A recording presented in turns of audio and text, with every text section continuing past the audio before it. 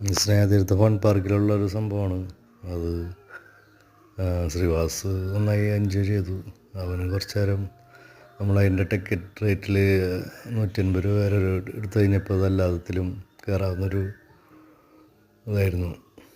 അപ്പോൾ അവൻ നന്നായി എൻജോയ് ചെയ്തു. അവൻ ഇതിൽ ഈ ഒരു ഇതിൽ ചെയ്തു. പിന്നെ പെഡൽ ബോട്ട് ഉണ്ടായിരുന്നു, അതിൽ കളിച്ചു.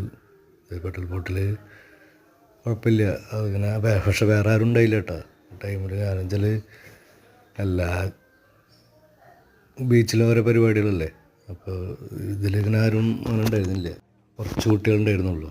അപ്പോൾ അവരത് കാരണം ഒറ്റയ്ക്ക് ഇങ്ങനെ ചെയ്തു. പക്ഷെ കുറച്ച് നേരം ചെയ്തു കഴിഞ്ഞ് പിന്നെ ഞങ്ങൾ പോകേണ്ടി വന്നു. കാരണം വെച്ചാൽ മോള് ബീച്ചിലേക്ക് അവളെ കൊണ്ടുപോയി. അവളിവിടെ പേടിയായിട്ട് അവൾ ഒരു ഇതിൽ കയറിയില്ല, ഇറങ്ങിപ്പോന്നു.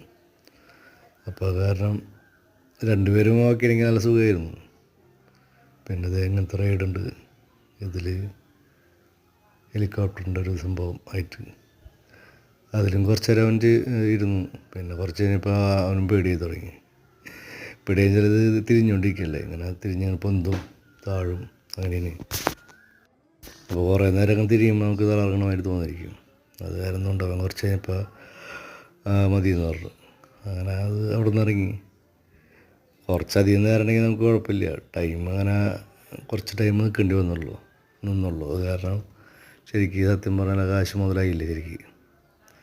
ശരിക്കും 150 രൂപയ്ക്ക് എല്ലാ റൈഡും ചെയ്യെങ്കിൽ കുറച്ച് സമയം ആയിട്ട് ചെയ്യുന്നതെങ്കിൽ കുഴപ്പമില്ല. ഇപ്പോൾ ഇതിലവൻ കയറുന്നില്ല എന്നുകൊണ്ട് കയറി ചെയ്തട്ടാ ഈ റൈഡിൽ.